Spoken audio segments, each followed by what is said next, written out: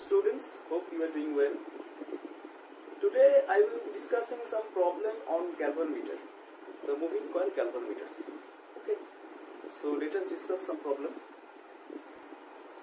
Students, তোমরা স্ক্রিনে একটা প্রবলেম দেখতে পাচ্ছ।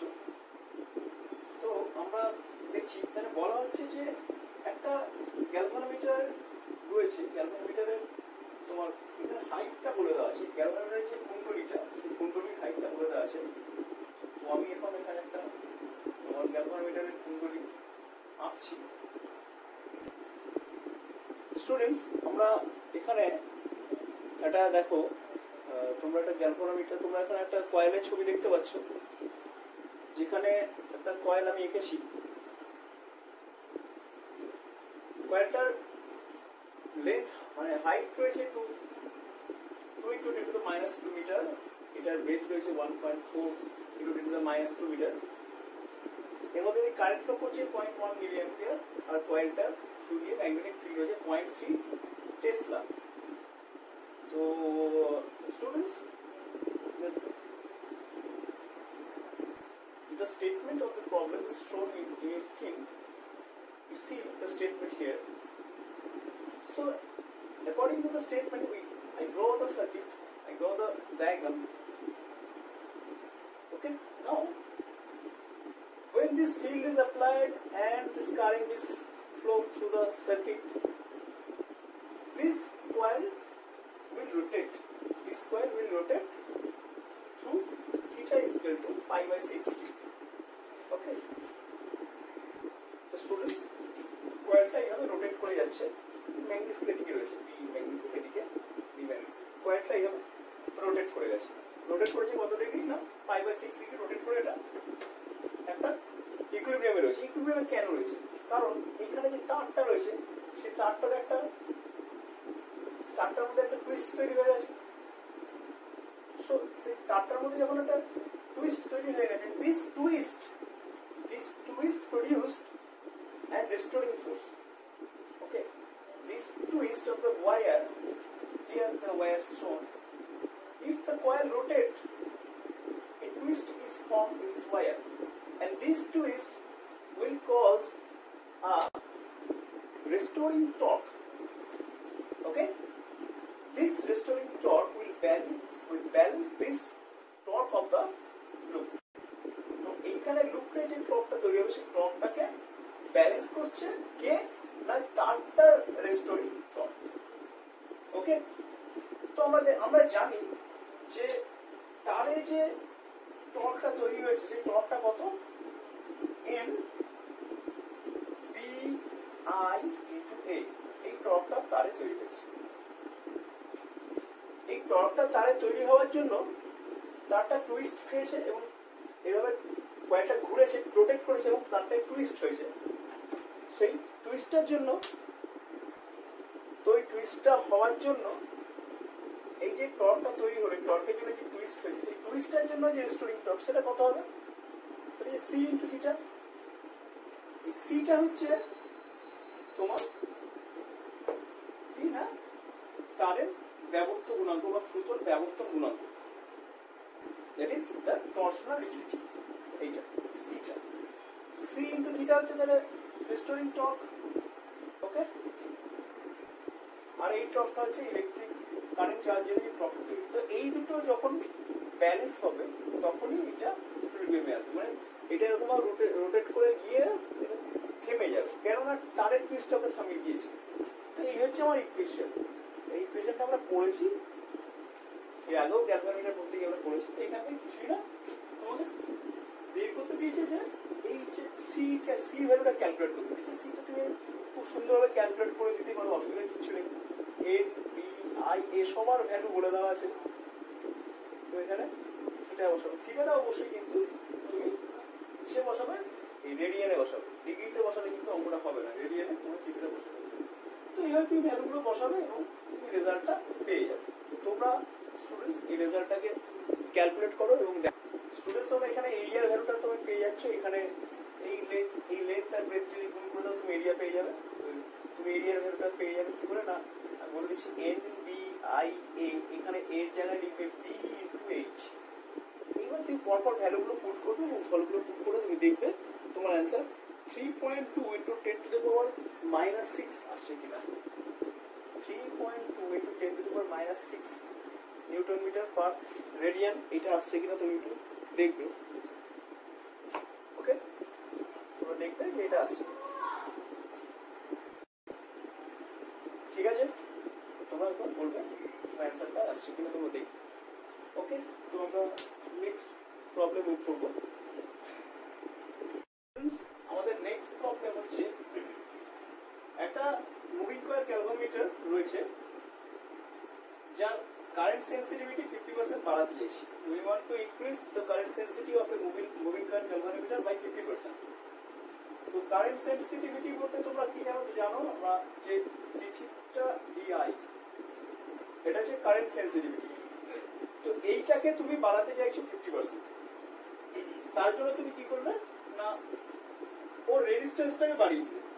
কারেন্ট সেন্সিটিভিটি কারেন্ট সেন্সিটিভিটি এক্সপ্রেশনটা আমি লিখছি d থিটা DI মানে তোমরা জানো ব্যান বাই সি এটা হচ্ছে কারেন্ট সেন্সিটিভিটি। কারেন্ট সেন্সিটিভিটি বাড়াতে গেলে তুমি 50% বাড়াতে চেয়েছো, দিয়ে তুমি রেজিস্ট্যান্স বাড়াতে। এটাকে সেন্সিটিভিটি বাড়ানোর উপায় কি? বাড়ানোর উপায় হচ্ছে হয় বি নইলে এ নইলে বি নইলে এ নইলে এ কে ইনক্রিজ করতে হবে আর সি কে ডিক্রিজ করতে হবে। সি মানে তোমরা জানো সেই মানে রেস্টোরিং টর্ক বা ইউনিট টুইস্ট এটাকে সি বলা হয়। টর্শনাল রিজিডিটি যেটাকে বলছি সি। বি হচ্ছে ম্যাগনেটিক ফিল্ড, এ হচ্ছে area and A is the number of winding. তাহলে এখানে রেজিস্ট্যান্স এটাকে বাড়াতে গেলে সেন্সিটিভিটি বাড়াতে গেলে তার নাম্বার অফ ওয়াইন্ডিংস বাড়াতে হবে, রেজিস্ট্যান্স ফলে বেড়ে যাবে। তো এটাই বলা হয়েছে যে you have to increase the current sensitivity by 50%. To increase it, have to increase the resistance. That is, we have to increase the number of turns. If we increase the number of turns, resistance will also increase. Okay? তো এটা হচ্ছে ব্যাপার। তো এখন যেটা হয়েছে ব্যাপারটা হয়েছে কি, ব্যাপারটা এরকম হয়ে গেছে যে ধরো ওই টার্নটা ইনক্রিজ করেছি আমি, তাহলে বাড়াতে গেলে তোমার কি করতে হবে? এখানে তো এই দুটো ভেরিয়েবল এ আর এন ভেরিয়েবল আছে, হয় এ নইলে এন বা দুটোকেই আমি হয়তো ভ্যারি করে বাড়িয়েছি এই এটাকে ইনক্রিজ করার জন্য, 50% ইনক্রিজ করার জন্য। তার মানে কি নতুন ক্ষেত্রে যে নতুন যে কারেন্ট সেন্সিটিভিটি আমি পাচ্ছি সেটা কি হবে? B A dash N dash, ধরো আমি এ আর এন কে চেঞ্জ করেছি বাই সিটা একই আছে, এটা ইজ ইকুয়াল টু কি হবে? 50% ইনক্রিজ, তার মানে 150 বাই 100 কিন্তু আগেরটা কি ছিল? B A N by C.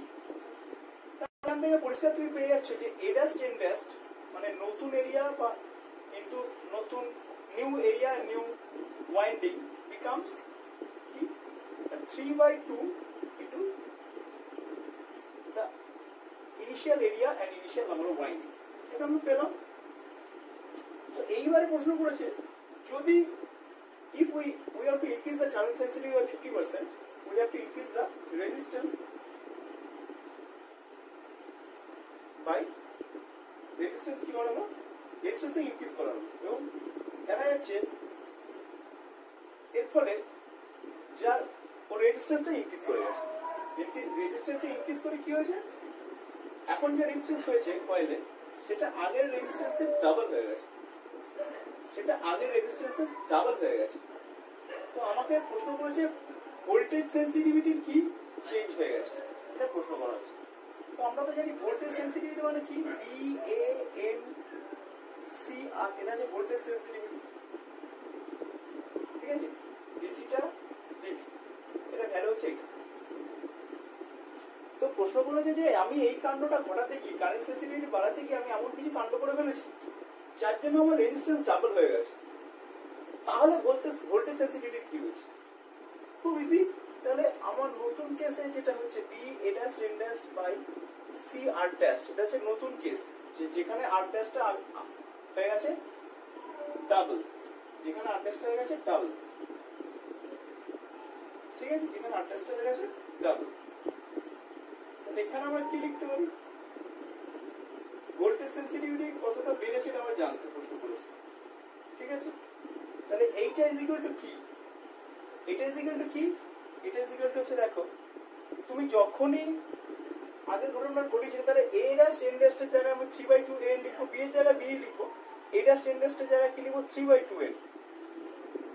Okay, c এর জায়গায় c লিখবো, তো r ড্যাশের জায়গায় লিখবো কি 2r। কি পেলাম আমি বলছি 3/4 BAN CR। This is the voltage sensitivity of previous voltage sensitivity.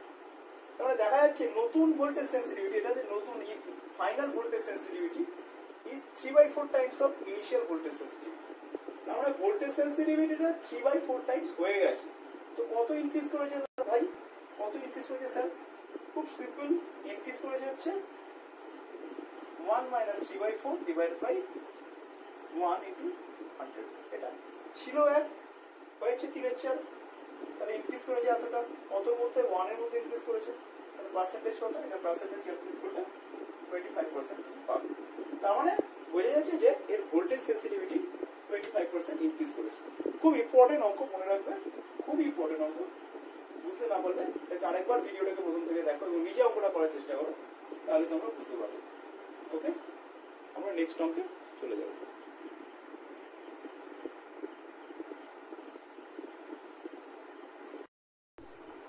পরের প্রবলেম আমরা চলে এসেছি, বলছে একটা গ্যালভানোমিটার আছে যার প্রতি মিলি অ্যাম্পিয়ার তড়িৎ প্রবাহের জন্য 10 স্কেল ভর বিক্ষেপ হয়। মানে ওর 1 মিলি অ্যাম্পিয়ার কারেন্ট যদি ফ্লো করে, ওটার মধ্যে যদি 1 মিলি অ্যাম্পিয়ার কারেন্ট ফ্লো করে, তাহলেও দেখা যাচ্ছে 1 2 3 4 করে 10 ঘর কেলটা ডিফ্লেক্ট করে যায়। এটা যে বলা আছে একটা গ্যালভানোমিটারে ঘটনাটা ঘটে যে 1 মিলি অ্যাম্পিয়ার গেলে 10 ঘর বিক্ষেপ হয়ে যায়। গ্যালভানোমিটারটির অভ্যন্তরীণ রোধ 60 ওহম, মানে জিটা হচ্ছে 60 ওহম, 60 ওহম 60 ওহম।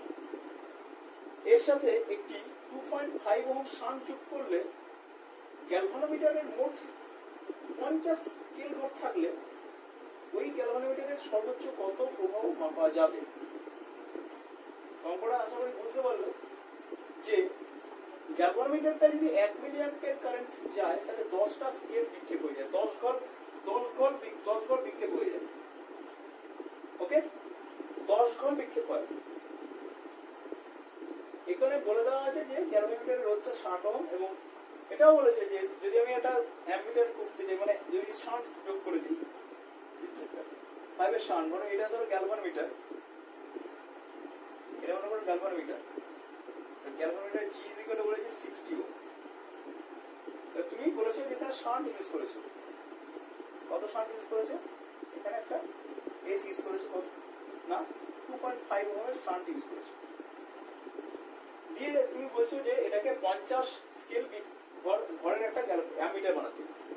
তো ভাই 50 স্কেল ঘর বিক্ষেপ হবে, তুমি 1 মিলি অ্যাম্পিয়ারে যদি 10 ঘর বিক্ষেপ ঘটায় তাহলে 50 স্কেল ঘর বিক্ষেপ ঘটাবে কত? 5 মিলি অ্যাম্পিয়ার কারেন্ট।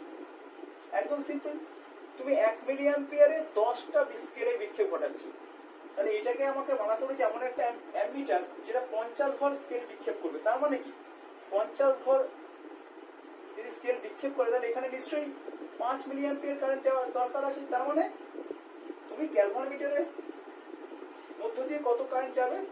আইজি, গ্যালভানোমিটারের মধ্যে দিয়ে যে কারেন্টটা যাবে আইজি, এই কারেন্টটা কত? 5 মিলি অ্যাম্পিয়ার, 5 মিলি অ্যাম্পিয়ার। কারণ 50 ঘর বিক্ষেপ দেবে তাহলে 5 মিলি অ্যাম্পিয়ার যাবে, ম্যাক্সিমাম 5 মিলি অ্যাম্পিয়ার যাবে। ওকে, তো প্রশ্ন করা হচ্ছে ওই গ্যালভানোমিটারের সর্বোচ্চ কত তড়িৎ প্রবাহ যাবে। তার মানে তোমাকে জিজ্ঞেস করা হচ্ছে যে এটার মধ্য দিয়ে কত কারেন্ট ফ্লো করবে, এটার মধ্য দিয়ে কত কারেন্ট ফ্লো করবে, এই আইটা কত, এটা প্রশ্ন করা হচ্ছে আইটা কত, এখানে কত কারেন্ট ও মাপা সম্ভব। আশা করি অঙ্কটা বোঝা গেল। অঙ্কটা বলা হয়েছিল যে 1 মিলি অ্যাম্পিয়ার কারেন্ট ফ্লো হলে গ্যালভানোমিটারটা 10টা ঘর বিক্ষেপ দিয়ে দেয়। ঠিক আছে, এবার বলছি গ্যালভানোমিটারের রোধ হচ্ছে 60 ওহম বলে দিয়েছে যেমন, ঠিক আছে, শান্ট দিয়েছে 2.5 ওহমের শান্ট দিয়েছে। এইবার বলেছে গ্যালভানোমিটারটাকে তুমি 50 ঘর বিক্ষেপ দেবে, গ্যালভানোমিটারটা 50 ঘর বিক্ষেপ দেবে।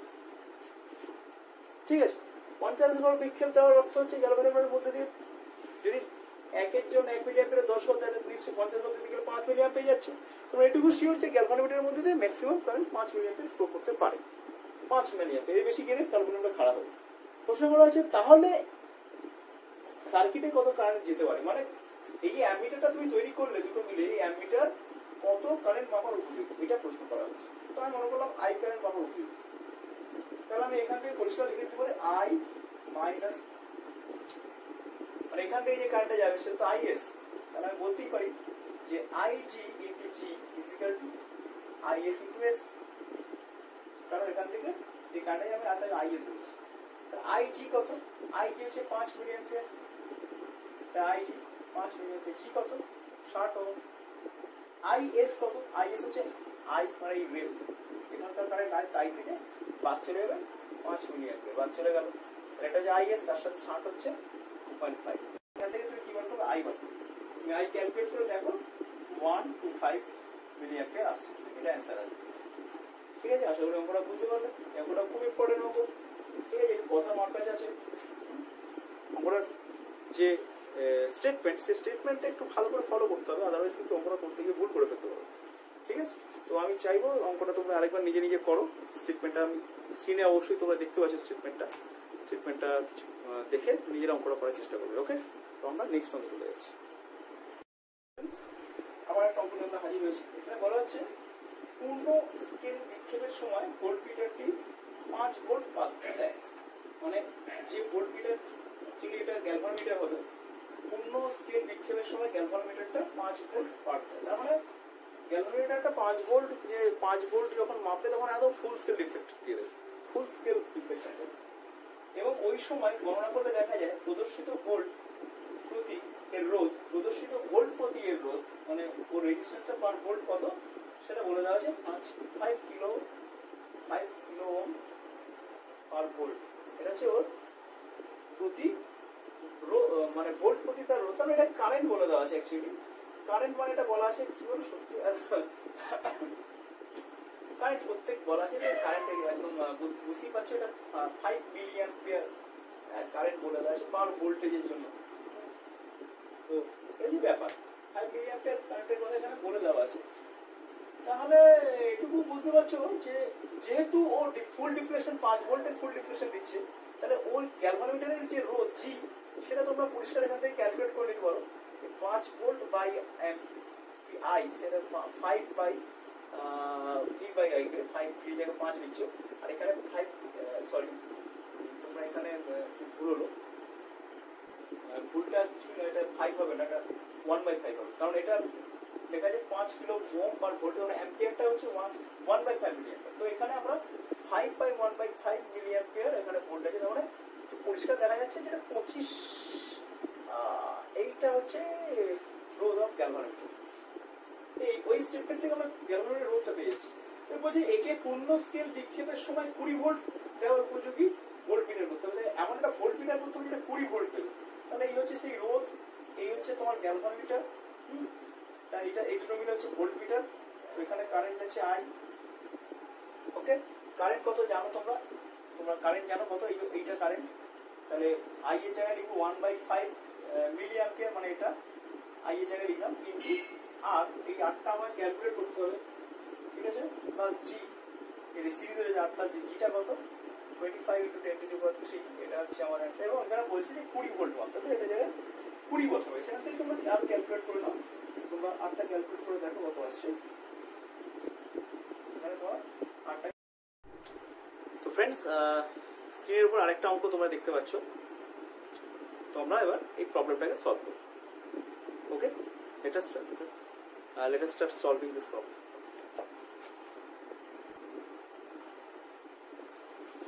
আশা করি তোমরা প্রবলেমটা বুঝতে পারছো। ঠিক আছে, তোমরা সলভ করা শুরু করো।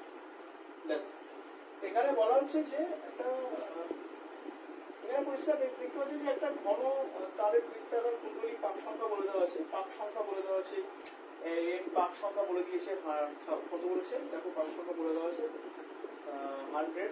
এখানে ব্যাসার্ধ বলে দিচ্ছে আর বলে দেওয়া আছে, মিটার, আর রেডিয়াস বলে দেওয়া আছে 10 into 10 to the power -2 metre. ঠিক আছে, তো এই একটা বৃত্তাকার কুণ্ডলী পাক সংখ্যা 100, ব্যাসার্ধ বলে দেওয়া আছে তড়িৎ প্রবাহ যেটা যাচ্ছে আই সেটাও বলে দেওয়া আছে, সেই কারেন্ট বলে দেওয়া আছে 3.2 অ্যাম্পিয়ার, খুব সিম্পল। এবং এটা প্রথম প্রশ্ন করেছে কুণ্ডলীর কেন্দ্রে চৌম্বক ক্ষেত্র কত, মানে ওই কুণ্ডলীর বৃত্তাকার কুণ্ডলীর কেন্দ্রে চৌম্বক ক্ষেত্র সবাই জানো B ইকুয়াল টু, এটা বলার কিছু নেই, μ0 Ni, তাই না, μ0 Ni বাই 2R। এই পুরো প্রত্যেকটা ভ্যালু তুমি বসিয়ে দেবে, তাহলে তুমি কেন্দ্রে যে B0 জন্য কেন্দ্রে যে ম্যাগনেটিক ফিল্ড সেটা তুমি পেয়ে যাচ্ছ, ভ্যালুগুলো প্রত্যেকটা বসিয়ে দেবে। μ0 ভ্যালু হচ্ছে 4 পাই into 10 to the power -7। Okay, n এর ভ্যালু হচ্ছে 100 টার্মস বলেছে।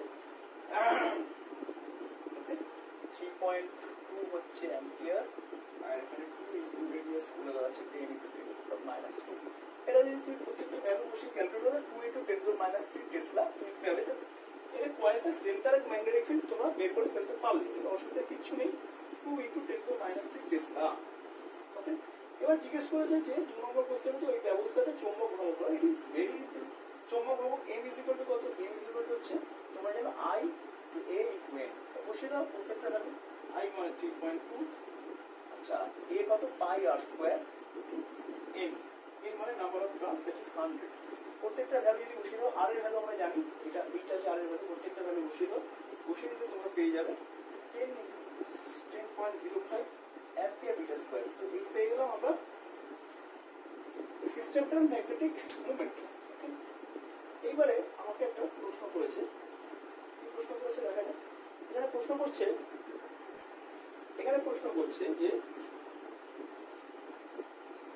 যে এই যে কয়েলটা রয়েছে, কয়েলটা একটা ভার্টিক্যাল প্লেনে রয়েছে, উল্লম্ব তলে রয়েছে, সেটা একটা অনুভূমিক কক্ষকে ঘিরে ঘুরতে পারে, মানে হরিজন্টাল অ্যাক্সিসে ঘুরতে পারে।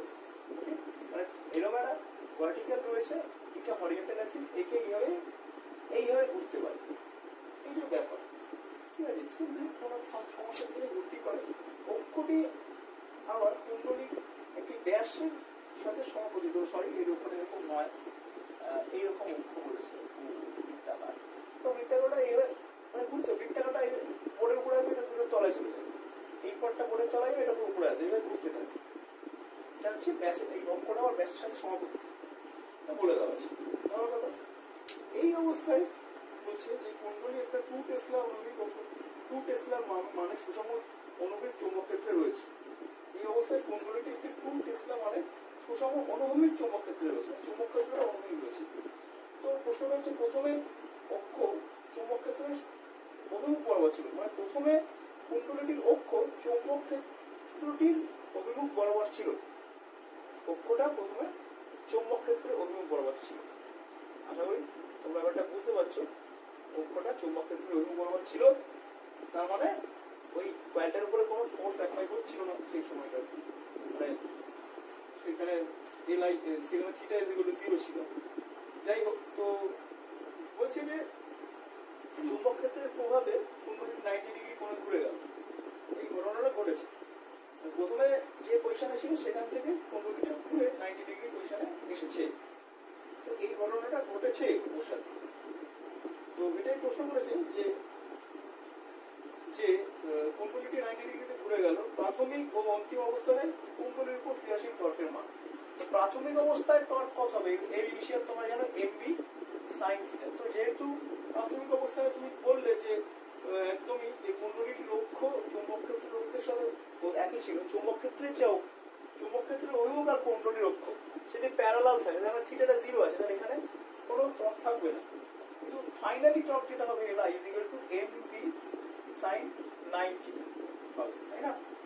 mb sin 90 এটা হচ্ছে তোমার পরের ক্ষেত্রে, সেটা কত হবে বসিয়ে দিয়ে ভ্যালুগুলো বসাবি, দেখে ওমের ভ্যালু হচ্ছে z/05 একটু আগে পেয়েছো, b হচ্ছে 2 বলে দেওয়া আছে, b এর ভ্যালু বলে দেওয়া ছিল, bটা হচ্ছে কি বলেই দিয়েছে এটা 2 টেসলা মানে অনুভূমিক চৌম্বক ক্ষেত্র, 2 টেসলা, এবং এখানে যদি মাল্টিপ্লাই করে দাও তাহলে তুমি পেয়ে যাবে 20.1 নিউটন মিটার। এটা ফাইনালি যে টর্ক পাবে সেটা হচ্ছে 8।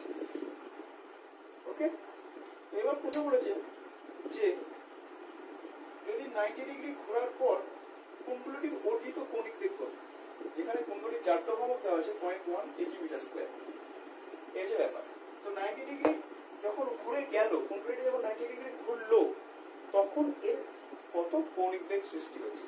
কুণ্ডলীটির প্রাথমিক কৌণিক বেগ তো শূন্য ছিল, চেক করে ধাক্কা খেয়ে ও ঘুরলো যেই ওই যখন ও 90 ডিগ্রি ঘুরে গেছে তখন সেই মুহূর্তে ওর কত ধরে এরকম ছিল এই হয়েছে কত, তাহলে কৌণিক বেগটা কত সেটা তোমায় ক্যালকুলেট করতে হয়েছে। ওকে, তো বন্ধুরা তোমাদের একটা প্রশ্ন আসতে পারে যে কুণ্ডলীটা আপনি বললেন Li = 0, তোমার প্রাথমিক অবস্থায় টর্ক ছিল না, সেটা কেমন কথা বলছিলাম, টর্ক ছিল না তো ঘুরলো কি করে? অ্যাকচুয়ালি ওটা রানিং অবস্থায়, কুণ্ডলীটা রানিং রয়েছে, রানিং অবস্থায় তো ঘুরছে কিন্তু ইনার্শিয়ার জন্য কি হবে, ও থামবে না। যখন ওর উপর টর্ক অ্যাপ্লাই হচ্ছে না তখন কেউ থেমে যাবে নাকি? কেন থামবে না? যখন টর্ক অ্যাপ্লাই হচ্ছে না তাহলে ইনিশিয়াল যে ওর ওমেগা ছিল সেই ওমেগাতে চলবে, সেই ওমেগাটা মেনটেন হবে, তাই না? তো Li যদি 0 হয় এর মানে এই নয় যে কুণ্ডলীটা থেমে যাবে, কারণ ওই কুণ্ডলীটা চলন্ত অবস্থায় আছে, ওই পজিশনে Li তো 0ই হবে, কিন্তু তাই বলে কি থেমে যাবে? থামবে না, সেটা আগের যে মোমেন্ট ইনার্শিয়া ছিল সেই ইনার্শিয়ার জন্য ঘুরতে থাকে।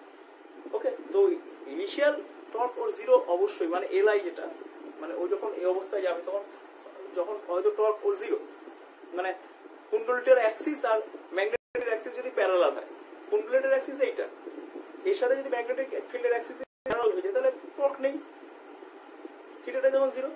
কিন্তু তাই বলেই না এখানে থাকলে ওটা টার্ন করবে না, ওটা থাকলে টার্ন করবেই, ওটা আবার টার্ন করবে। কেন টার্ন করবে? কারণ এখানে অবশ্যই টর্ক নেই, এই পজিশনে টর্ক অবশ্যই নেই, তাই ওটা থেমে থাকবে না। কারণ টর্ক না থাকলে কি হবে, ওই ইনিশিয়াল যে মোমেন্টাম, ইনিশিয়াল যে স্পিড ছিল সেই ইনার্শিয়াটার জন্য ও রোটেট করে যাবে।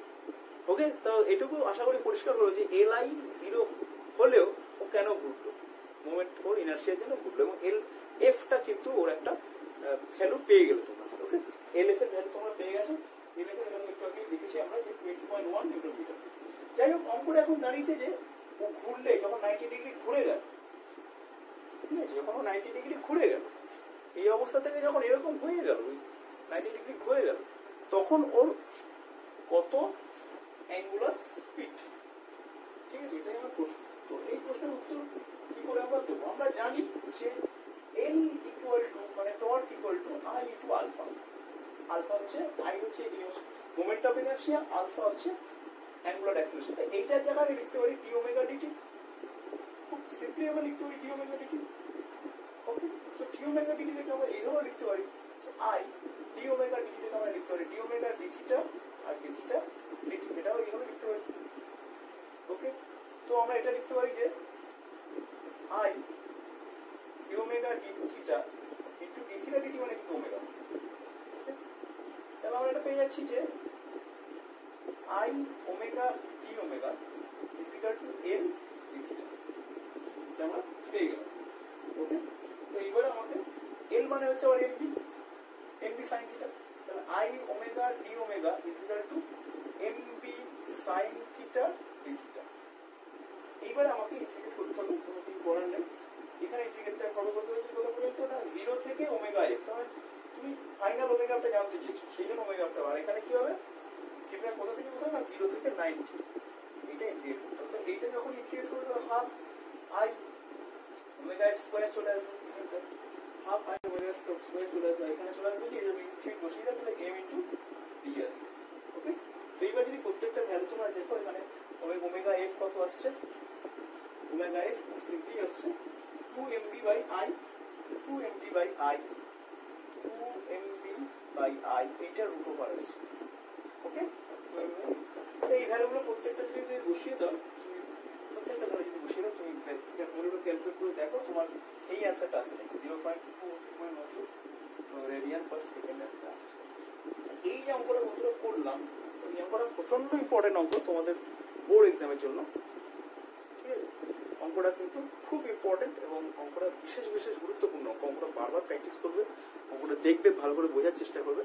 শুধু বোর্ড এক্সামের জন্য না, এটা কিন্তু তোমাদের কম্পিটিটিভ এক্সামেও এই ধরনের অঙ্ক চলে আসতে পারে, ঠিক আছে? তো অঙ্কগুলো যেহেতু প্রচন্ড টাফ নয়, একটু ভেবে চিন্তা করলে অঙ্কটা হয়ে যায়। অঙ্কগুলো কিছু না স্টেটমেন্টে একটু জটিলতা থাকে, ঠিক আছে? স্টেটমেন্টে একটু বুঝে শুনে পড়তে হবে। যেমন এখন যে অঙ্কগুলো আজকের ক্লাসে যা অঙ্কগুলো পড়ানো, এগুলো খুব ইম্পর্টেন্ট অঙ্ক, এগুলো বারবার প্র্যাকটিস করবে, এগুলো একদম অবহেলা করবে না। ওগুলো খাতায় লিখবে, স্টেটমেন্টটা খাতায় লিখে নিজেরা প্র্যাকটিস করবে, না পারলে ভিডিওটা দেখবে। ওকে, তো বন্ধুরা আজকের মতো এখানে আমি ক্লাসটা শেষ করছি।